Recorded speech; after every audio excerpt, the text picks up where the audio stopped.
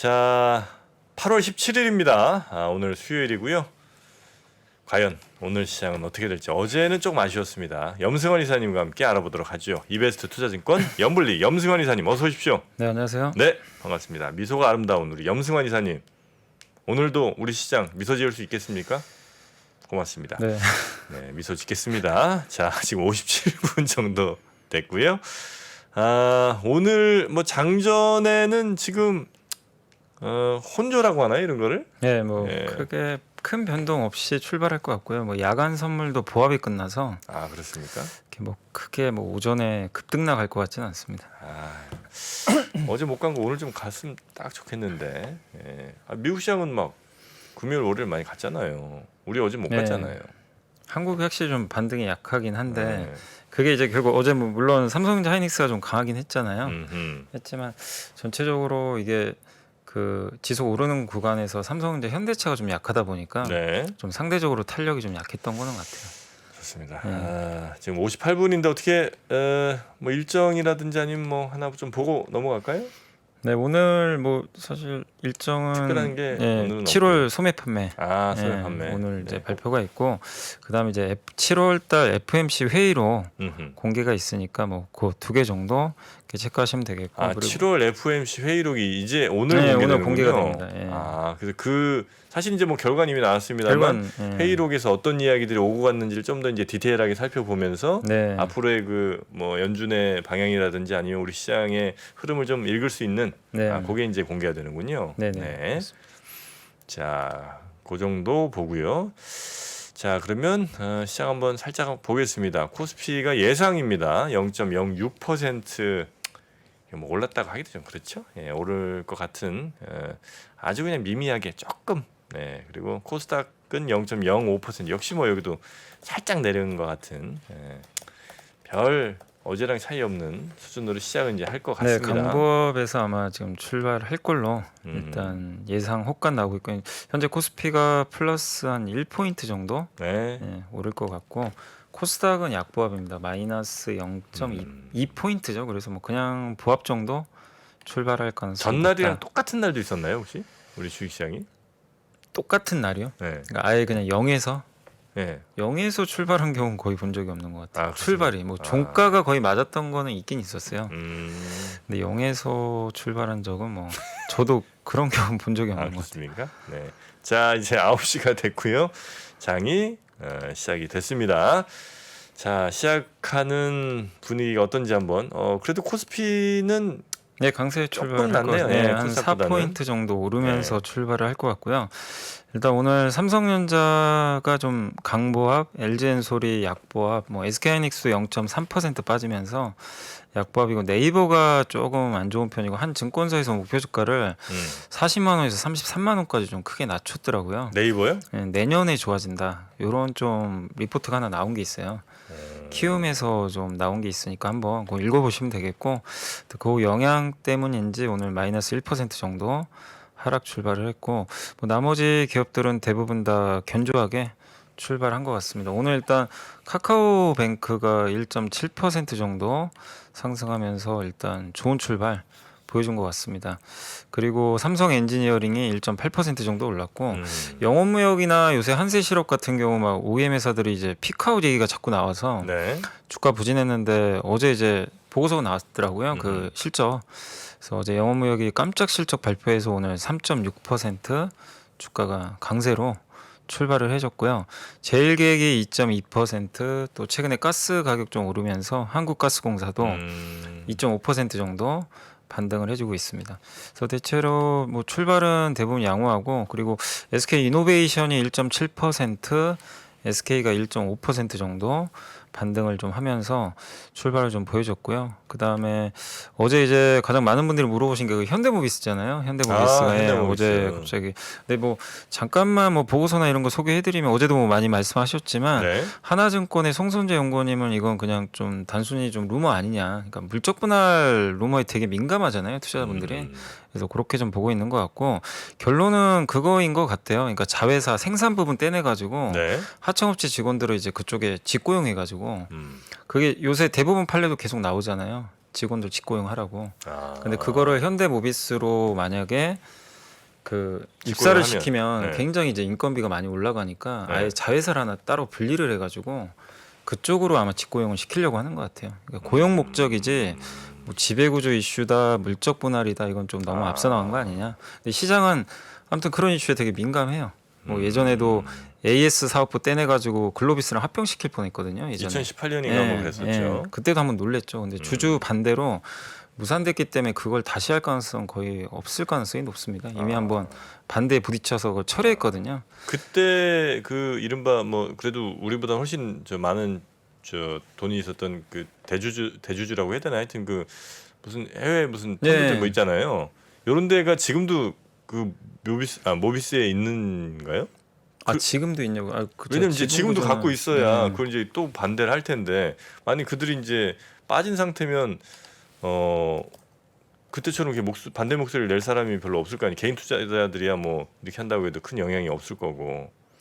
요게 이제 주로 그러니까 지분 5% 있는 데는 많진 않아서 이게 정확하게 알 수는 없는데 유일하게 지금 지분 5% 있는데 미래에셋 자산운용이에요. 여기가 한 5.1% 그리고 네네네. 이제 국민연금. 국민연금. 예. 근데 그때도 어쨌든 이제 주요 주주들이 대부분 반대를 해가지고 예. 그래서 이제 결국엔 합병이 철회돼 버렸죠. 예. 근데 이번에도 그런 걸 알면서도 강행할 가능성은 높지 않기 때문에 근데 이제 애널리스트 보고서는 대부분 좀 대동소이합니다. 그래서 좀 어제 좀 과민 반응이었다 이렇게 보시면 되겠고 네. 제가 방금 좀 발음이 좀 안 좋아서 사과드리겠습니다. 여러분 저 채팅이 하도 그렇게 쳐갖고 네. 발음이 좀 셌습니다. 죄송합니다. 네. 자 그리고 오늘 이제 좀 빠지는 기업들은 일진 머티리얼즈가 한 1.8% 정도 빠졌고 네. 어제는 현대차가 좀 강했거든요. 근데 오늘은 현대차가 좀 밀립니다. 마이너스 1.5%, 기아가 마이너스 0.8%. 그래서 오늘 좀 완성차 쪽은 조금 밀리는 그런 모습이 나오고 있고 네. SK 하이닉스도 일부 좀 하락세 보이고 있고요. 그다음에 그동안 강했던 CS 윈드나 또 방산주죠 하나 에어로스페이스, 수소주 두산 피웠어요. 한마디로 좀 급등했던 기업들이 오늘 오전에 약간 코스피 쪽에서는 밀리고 있다. 네. 이렇게 일단 보시면 좋겠고요. 코스닥 같은 경우는 오늘 셀트리온 헬스케어가 어제 좋은 실적을 발표했더라고요. 그래서 오늘 한 2% 정도 오르는데 결국 셀트리온도 잘 나오고 셀트리온 헬스케어도 잘 실적이 나왔다는 건 판매가 잘 된다는 얘기니까 네. 긍정적으로 작용하는 것 같고요. 매드팩토가 한 3.6% 정도 매드팩토? 오늘, 네, 오늘 한 3% 왜? 정도 오르고 있네요. 글쎄요, 뭐 특별한 이슈는 아직 나온 건 없는 것 같은데. 그렇습니까? 네, 없습니다. 뭐 특별히 뉴스는 없는데 오늘 어쨌든 3.8% 네. 오르고 있고 그리고 LNF도 어제 좋은 실적 내서 물론 어제 좀 밀리긴 했지만 오늘은 1.7% 반등을 하고 있습니다. 반면에 오늘 좀 빠지는 기업은 어제 그 엔터주들이 대거 실적 발표를 했는데 잘 나왔더라고요. 실적들은. 네. 근데 오늘 주가는 좀 별로 안 좋습니다. SM이 마이너스 5%, JYP가 3%.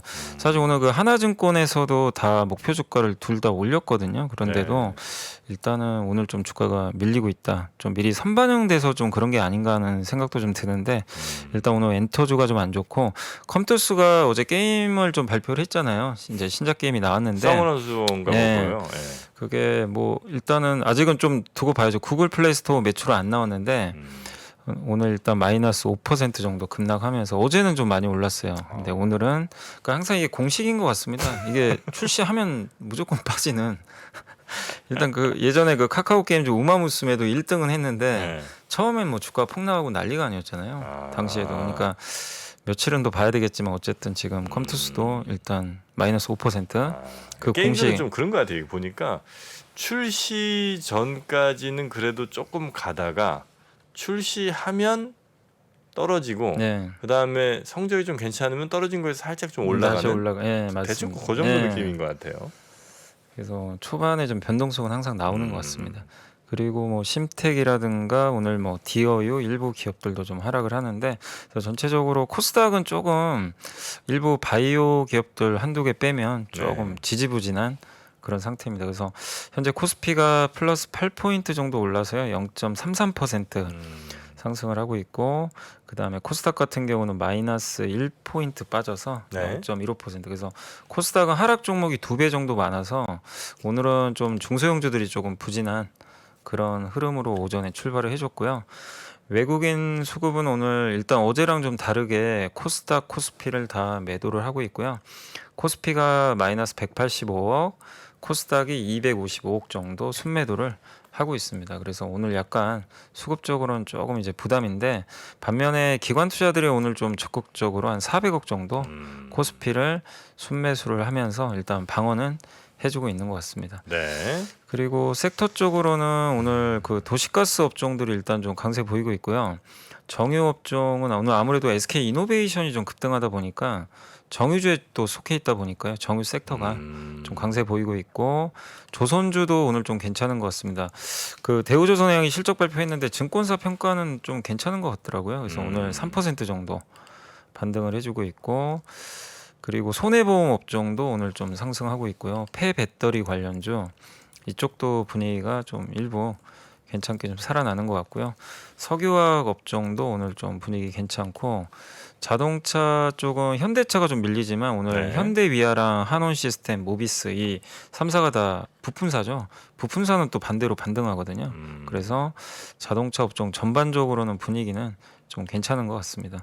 그 외에 미용 의료기기 어제 메디톡스가 어제도 강했는데 오늘도 강하고 파마리서치가 어제 깜짝 실적을 발표했습니다. 그래서 2% 오르면서 미용 의료기기 업체도 오늘 좀 강세고요.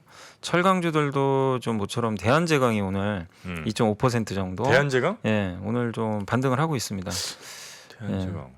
하반기 뭐 실적 부진 이미 좀 반영됐다. 예, 그런 좀 내용의 보고서도 오늘 아유, 좀 나온 게 고맙습니다. 있어서 네. 예, 일단 오늘은 좀 주가가 좀 반등하고 있고요. 그리고 대한제강도 있었어. 네, 있었어, 그 좀 있었어. 빠지는 업종은 오늘 가상화폐주는 조금 오늘 부진하고요. 가상화폐. 예. 예. 비덴트가 좀 많이 빠지는 것 비덴트? 같아요. 예, 비덴트가 비덴트가 이게 관리 종목 지정이 돼 가지고요. 네. 아마 이게 반기 보고서를 제출 안 했나 보더라고요. 아. 그 어제 반기 보고서 제출하는 날이었는데 네, 날짜를 네. 지켜야 되는데 제출을 안 한 것 같더라고요. 그래서 그리고 제출을 안 하면 어떻게? 그러니까 이거 무조건 해야 되는 페널티가 거잖아요. 이제 들어가죠. 네? 관리 종목 지정이 돼요. 근데 그거를 제출 못하면 관리 종목 지정된다는 걸 모르지 않을 텐데 네. 그럼에도 불구하고 제출을 안 했다는 거는 그럼 제출 좀 뭔가 문제가 좀 있는 못할 거죠. 만큼 뭔가 이유가 네, 있다는 거죠. 그러니까 좀 불안감이 커지고 있죠, 사실. 그러니까 이거를 제때 제출 못한 건 뭔가 문제 있는 거 아니냐. 네. 그래서 일단 오늘은 주가가 급락하고 있습니다. 관리 네. 종목 지정이 되면서. 그럼 그래서 이제 뭐 거래는 뭐 정지되고 거래는 정지된 건 아니에요. 아. 이게 상장 폐지 사유까지는 아니라서. 네. 예. 근데 여기서 뭐 만약에 뭐 반기 보고서에 뭐 문제가 생기거나 그러면은 또 더 커질 수 있는데 빨리 비덴트 측에서 요건 빨리 그 보고서를 제출해야 될 것 같아요. 예, 어찌됐건 주주분들이 굉장히 불안해하시기 때문에 네. 그래서 오늘은 뭐 이 비트코인 이슈보다는 이 비덴트 이슈로 인해서 이쪽 관련주들이 조금 주가가 좀 안 좋은 것 같습니다. 그리고 NFT 관련주도 오늘 좀 밀리고 있고요. 그리고 제지 업종 일부 조정 받고 있고 특히 오늘 엔터주는 아무튼 실적은 되게 괜찮은데 주가는 좀 많이 빠지고 있다. 이렇게 보시고 게임주도 아까 컴투스가 이제 신작 발표 후에 밀리다 보니까 대부분의 게임주들이 약간 밀리는 그런 흐름입니다. 그래서 오늘은 뭐 콘텐츠주라든가 게임, 뭐 인터넷 이런 기업들 또 암호화폐 관련주들이 일부 좀 밀리고 있고 반도체 소부장도 밀립니다. 그래서 코스닥의 중소형주를 대표하는 기업들은 뭐 대부분 약하고요. 확실히 코스피를 대표하는 기업들이 좀 양호한. 그래서 오늘 양시장 분위기가 좀 완전히 좀 다르게 그러네요. 움직이고 있는 것 같습니다. 네. 그래서 코스닥은 지금 마이너스 0.36% 정도 네. 기록을 하고 있고 코스피는 그래도 좀 플러스로 네. 가고 있는 것 같습니다. 특히 코스피가 시총 한 10위까지는 거의 대부분 마이너스인 네, 반면에 맞습니다. 그 뒤에는 10위부터 10한 2위부터는 쭉 다 플러스인 것 같고요. 네, 그러니까 완전히 초대형주는 약한데 그 이제 아래에 있는 대형주들은 그러니까요. 굉장히 이 종목 장세가 활발하게 펼쳐지는 것 같습니다. 네. 자, 그 정도 시장 흐름 오늘 보여주고 있고요. 자, 그럼 또 읽어볼 만한 또 저희가 도움이 될 만한 리포트들 소개를 좀 요약을 해주시죠. 네, 그 삼성증권의 한영수 연구원님이 이제 조선 국제유가와 해양 구조물이라는 이제 자료인데 국제유가가 강한데도 해양 구조물 흔히 이제 해양 플랜트라고 하잖아요. 바다에서 원유를 시추하는 네. 그 배가 예전에 우리나라 조선주를 엄청 괴롭혔었죠, 사실. 그때 그것 때문에 돈 많이 나갔죠. 예, 엄청나게 뭐 그러니까 삼성중공업도 힘들어진 거죠 사실 그것 때문에. 근데 요즘에 이제 국제유가가 보통 올라가면 이런 그 해양 구조물 수주가 잘 되는데 최근에 수주가 거의 잘 안 되고 있나 봐요. 그러니까 어쨌든 국내 조선사들의 해양 합산 수주가 5.6억 달러인데 네. 이게 올해 전체 수주의 2%밖에 안 된다고 합니다. 그러니까 그만큼 국제유가랑 이제 과거랑 다르게 연동은 안 되고 있다 이렇게 보시면 되겠고, 참고로 해양 유전이 전 세계 원유의 한 25%를 차지할 정도로 굉장히 크거든요 비중은. 아, 그래요? 예. 그런데도 이제 수주가 안 되는 건 두 가지 때문이다. 일단 한국 조선사들의 트라우마가 좀 있는 것 같아요. 그래서 일단 의도적으로 좀 안 하고 있다. 그리고 다른 데도 많은데 굳이 예, 그것까지 굳이 이것까지 할 뭐 필요가 리스크 없다. 짊어지면서 할 이유가 있냐. 이미 3년치 일감을 다 확보를 해버렸거든요. 그래서 굳이 뭐 해양 할 필요성을 좀 못 느끼는 것 같고, 두 번째는 환경 규제가 강화되고 있기 때문에 결국 화석연료에 대한 규제가 앞으로도 강화될 수밖에 없어요 사실은. 그렇기 때문에 굳이 이거를 적극적으로 투자할 에너지 회사가 있겠느냐. 사실 뭐 쉘이라든가 이런 기업들이 예전에 이런 것들 발주 많이 했는데 네. 이 기업들도 이제 결국엔 투자할 유인이 많이 떨어지는 거죠. 그래서 이런 요인들 때문이니까 뭐 이 해양 구조물 시황이 지금 지연되는 게 뭐 일부에서는 좀 악재 아니냐 이런 좀 의견도 있었던 것 같은데 그거는 좀 제한적이다. 그래서 핵심은 해양 플랜트는 아니다라고 네. 좀 보시면 일단 좀 좋을 것 같고요.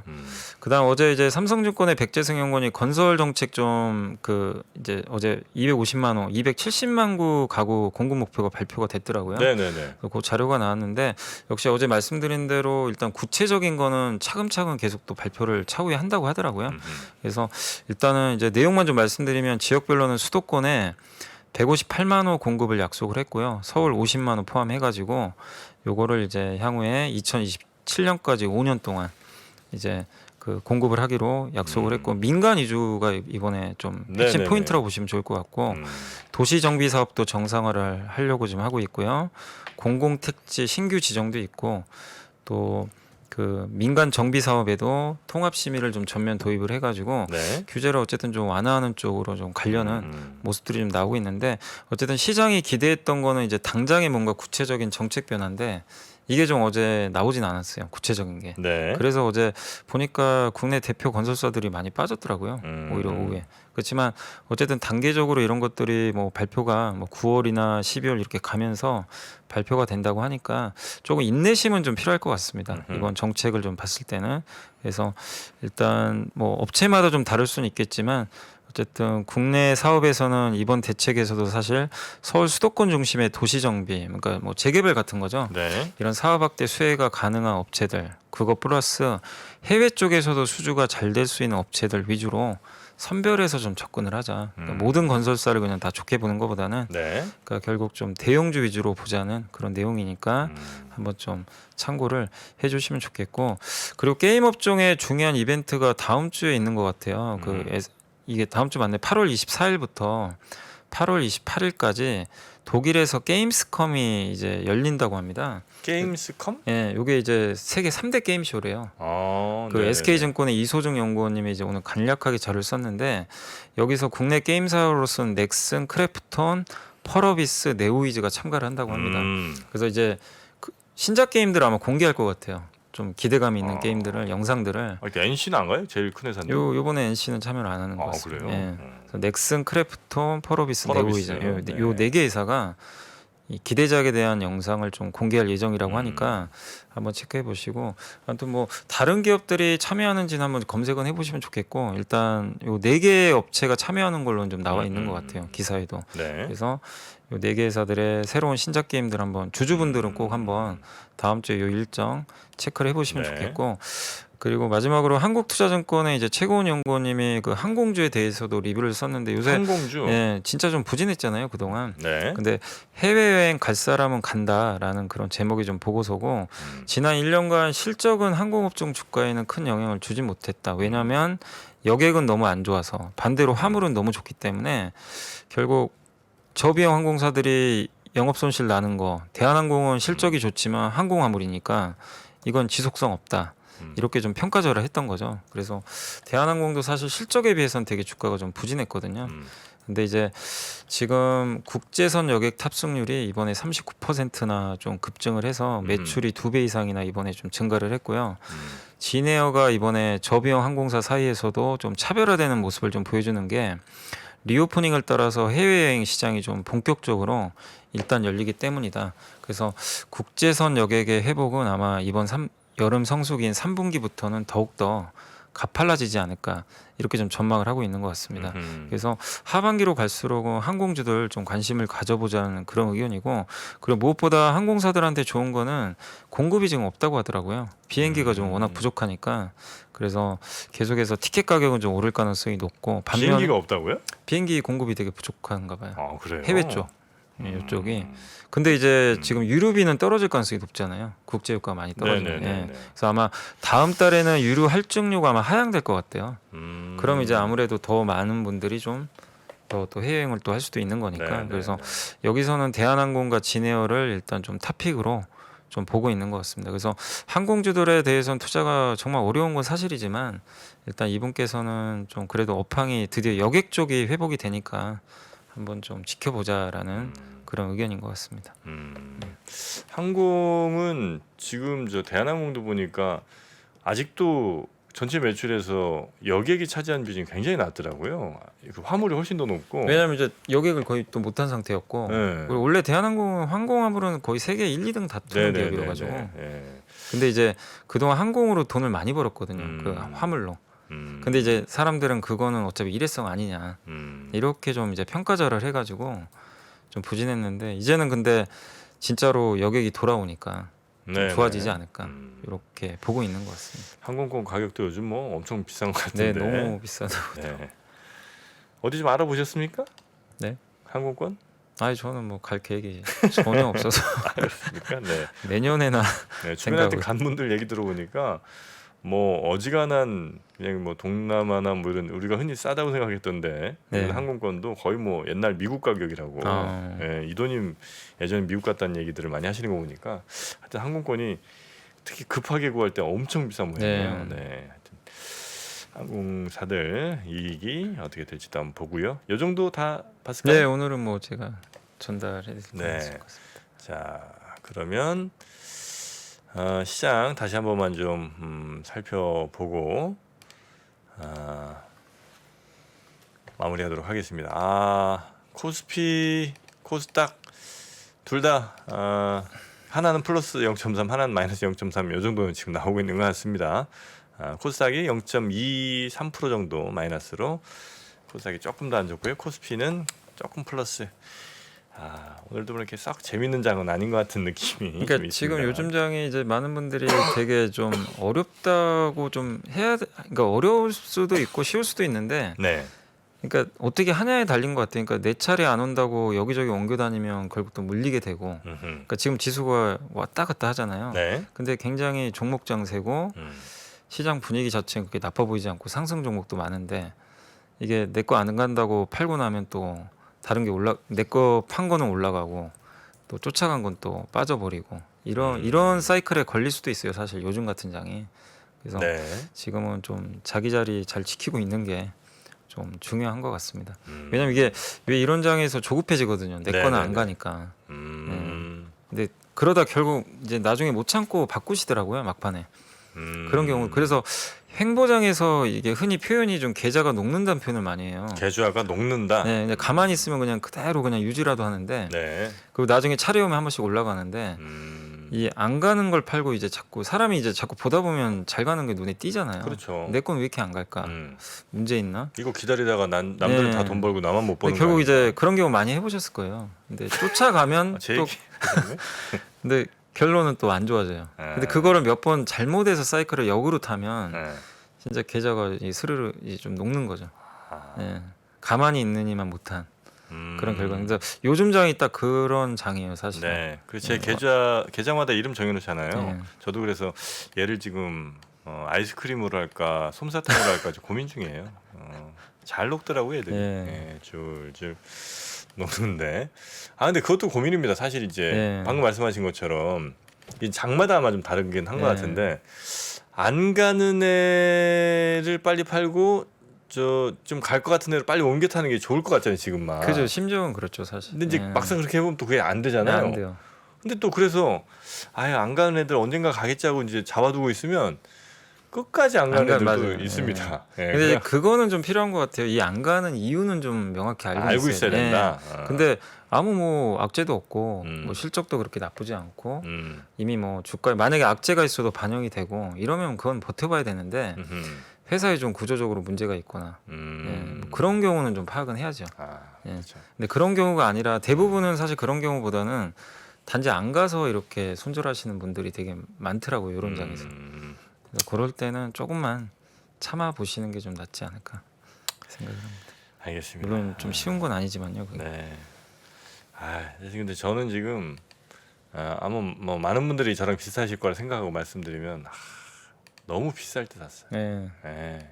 그러니까 뭘 해도 안 돼. 지금 뭘 해도 지금 뭐 7% 오른다, 5% 오른다 해도 별로 지금 감흥이 없어요. 좀 매드 팩터도 좀 많이 오르는데 지금 사실 5%면 하루에 적은 건 아닌데.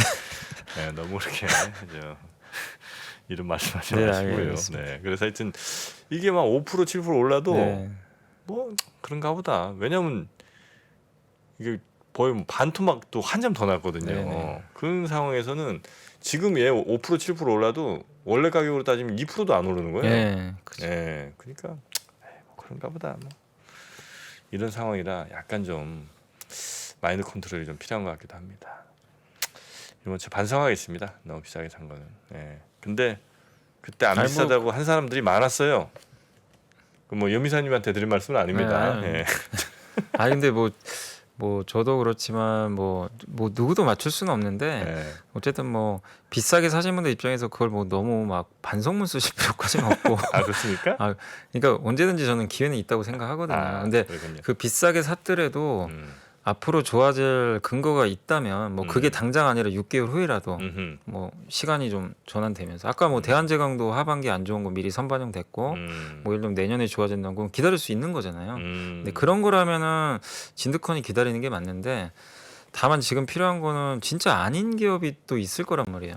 이 중에도 비싸게 사고 안 사고를 떠나서 이게 분명히 회사가 점점 악화되는 좀 있는 것 네. 같아. 그런 거는 제가 봤을 때는 어쨌든 좀 과감하게 예. 교체도 한번 고민을 하는 게 맞는 것 같아요. 과감하게 떨어졌는데 과감하게 또 아니 그러니까 그런 게 정말 좀 안 보인다면 아, 그게 좀 맞지 않나 싶습니다. 알겠습니다. 지금 미스 몇 개 제가 보니까 몇 개 있는 것 같아요. 네. 근데 사실 뭐 그것도 손절하기 쉽지는 않죠, 당연히. 쉽지는 네. 않지만. 이게 뭐 한 30% 마이너스면 손절하겠어요, 저도. 근데 뭐 한 60, 70% 마이너스면 그거 솔직히 쉽지 않습니다. 얘는 지금 내가 손절을 하는 게 무슨 의미가 있나? 차라리 60, 70을 마이너스 할 건 그냥 8, 90까지 가볼까? 이런 마음이 막 네, 생기기도 하거든요. 맞습니다. 그러나 이제 그건 옳은 마음은 아닙니다. 이거 네. 도박판이 아니기 때문이죠. 네.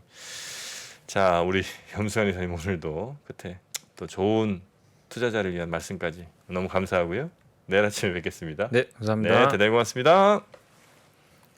평소 경제 뉴스를 볼 때 100% 이해가 되지 않았다면, 어려운 용어를 알아듣지 못해 답답함을 느꼈다면, 오건영의 경제를 보는 눈 강의를 통해 차분하게 경제 기초를 쌓아보는 건 어떨까요? 저는 강의에서요, 기초적인 단어들도 좀 담으려고 했고, 이 단어들이 실제 신문 기사에서 어떻게 쓰이는지, 그리고 이 신문 기사 이외에도 다른 콘텐츠에서 우리 실제 생활에서는 어떻게 쓰이는지 되게 풍부한 사례를 담으려고 했어요. 수차례 보시면서 반복하시면 마치 무언가 뉴스를 들었을 때 툭 튀어나오는 느낌? 예, 그런 걸 좀 느끼시지 않을까. 그럼 툭 튀어나올 정도로 많이 벌려면 흥미로워야 되잖아요. 그래서 그게 제가 좀 많이 기획할 때 노력했었던 그런 부분이라고 보시면 됩니다. 쉽고 재미있게 최대한 기획을 해봤습니다. 드라마처럼 재미있게 경제 공부를 할 수 있다면 이게 제가 생각했던 모토였고요. 예, 그렇게 됐으면 참 좋겠습니다. 네. 경제 뉴스가 명쾌하게 이해되는 즐거움. 오건영의 경제를 보는 눈 강의를 통해 경험하실 수 있습니다. 신규 출시 기념 8월 31일까지 얼리버드 특가로 만나보시죠. 지금 바로 영상 아래 댓글을 확인하십시오.